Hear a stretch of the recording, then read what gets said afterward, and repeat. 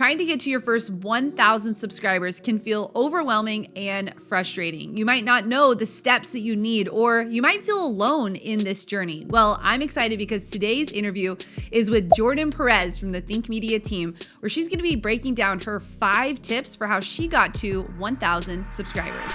You got to just press record. This video is sponsored by StreamYard. This is our go-to platform for live streaming to YouTube and Facebook, especially when we have multiple people joining us on a stream. With an incredibly easy to use interface for doing cool transitions, bringing in text on the screen, and seamlessly bringing on guests. This is the perfect platform for the new and experienced creators alike. You can use the link that we have in the description below to get $10 off. Hey, what's up? It's Heather Torres here from Think Media, and I am so fired up because I'm sitting here with Jordan Perez from the Think Media team, and we're going to be diving into how she got to her first 1,000 subscribers. Now, Jordan, you are a busy working homeschool mom of 3, and you just got to 1,000 subscribers on your channel. Congratulations.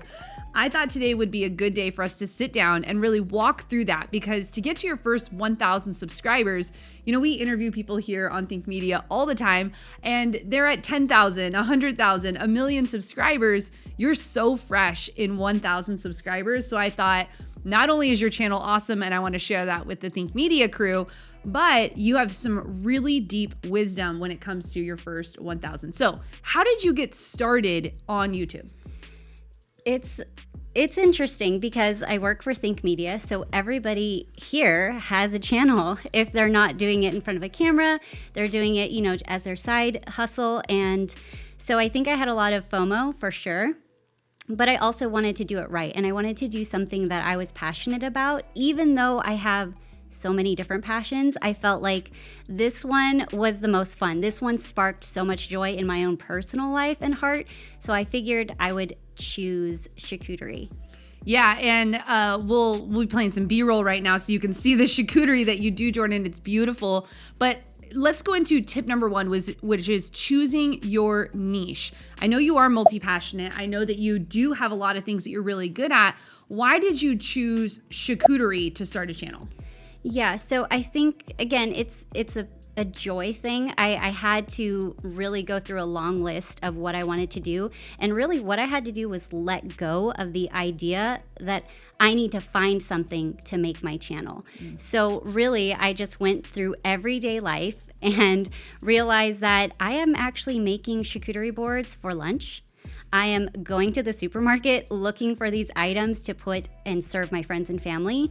So I just knew that this was something I love to do. I pursue it on my own with education and everything, that I wanted to share it with somebody else. It's so good. You know, we teach here at Think that you really do need to choose a niche because you want to find your tribe. And there is a whole tribe of people who are very interested in cheese platters, charcuterie boards, ways that they can entertain their friends. So rather than you choosing something outside of where the focus was, you really were choosing and stepping into an established niche already. Yes, I was. And in the YouTube world, it was actually not tapped into, which is why I thought I'm positioned really well for my channel, because on Instagram, it's actually oversaturated.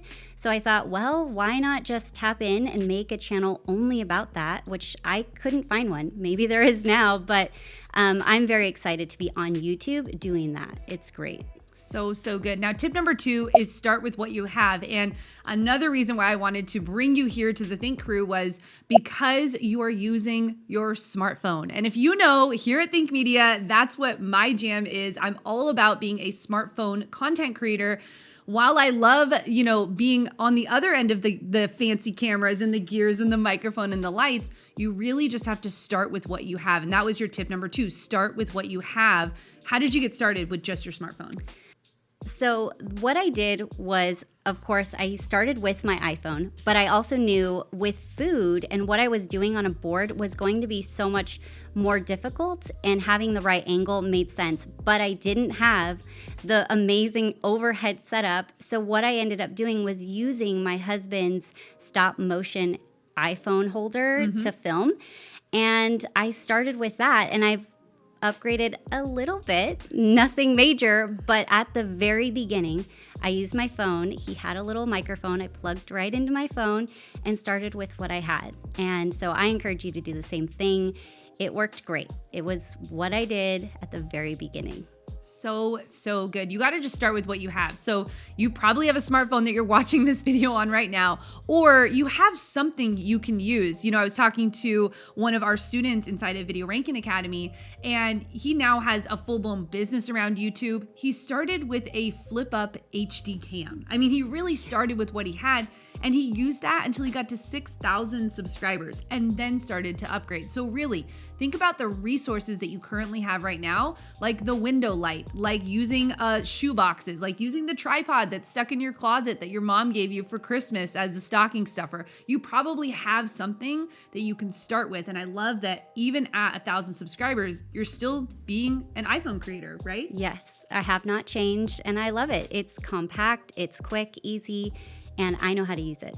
So I'm happy with it. That is the key. And actually, we did a part 2 to this series where we broke down your entire setup. Now, it's not fancy, but it really just shows that you can get started with what you have. So we'll link that down below, or at the end of this video, you can click through. Now, number 3 of your tips, Jordan, was to be consistent. And we get the excuse a lot here at Think that, oh, I don't have time. Oh, I'm too busy. Listen, I said at the beginning, you are a full-time working homeschool mom of 3 kids, and not just like 3 adult children, 3 kids with one under the age of 2. So you understand that being consistent and keeping yourself in time constraints is important. Let's talk about that.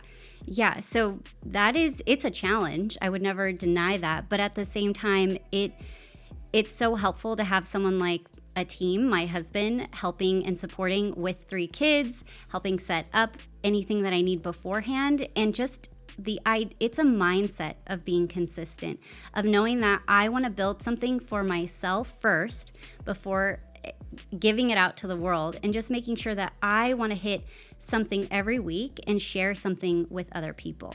Yeah, and doing that, you're posting 1 video a week, you're being really consistent. That attributed to you getting to that first 1,000 subscribers. Oh, definitely. I totally can give that all the power, because I wasn't consistent at the very, very beginning. And so I recognized once I started to upload weekly, it made all the difference. People were able to find my content, and I was able to continuously pump it out. So I knew that was one of the biggest things for my channel to grow to 1,000 subscribers. So good. And you will make sure we have another video we'll link down below all about like how to stay consistent on YouTube. So you can find that link down in the description. Number 4, Jordan, I think this is so important for new creators, is to really know that it's okay to experiment. Talk about that. Yeah, I had to give myself a lot of grace in this.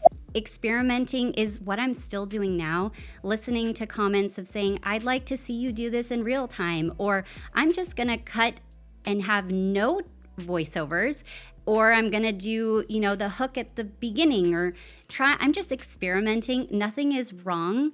And I'm going to just learn as I upload each week what my viewers love most, and then use that experimentation phase to just really learn what to do next time. So good. And when we talk about that here at Think Media, we say the content creator that understands the viewer best wins. And so in that experimentation, you are listening. And that is a key word that I hope you take away from this interview, is the idea that in order to get to that first 1,000 subscribers and beyond, it really is about listening to your audience. What do they like? What are your analytics showing you? How can you make content better for them? And so being willing to not put yourself in a box, but to be able to create content that they want to see is so critical. Now, number 5, Jordan, you and I are going to have a podcast episode in this series about this, but it's that you might fight self-doubt, and that's okay. I know you and I have had a lot of conversations about getting started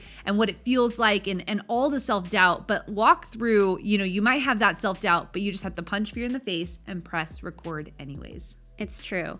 And it's very difficult for me on the other side of Think Media, seeing everybody how amazing they are at their own content. So for my little channel to come on the scene in our team I had to punch fear in the face in a whole different way.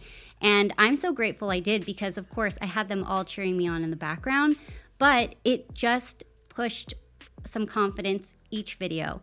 And it's something we all have to do. We just have to press record, be okay with it not looking the way you want it to, and just continue to move forward. Just take one more step ahead. That was so good, Jordan. You know, we're always having to punch fear in the face. Even at this interview today, I was nervous. I have to walk through the self-doubt feelings that I have, but I understand that it is about the viewer on the other side of the camera. It's not about us, it's about them and creating great content for you. Now, if you want to check out Jordan's channel, you want to see how she's creating content with her smartphone, and if you want to leave a comment and let her know that you're from the Think Media crew, make sure you go over to Amazing Grace Boards on YouTube. We'll link that down below. And if you want to check out her setup, we have another video in this series that's linked down below. And make sure you check out the podcast where we go deeper into the self-doubt and the fears that come along with being a new content creator.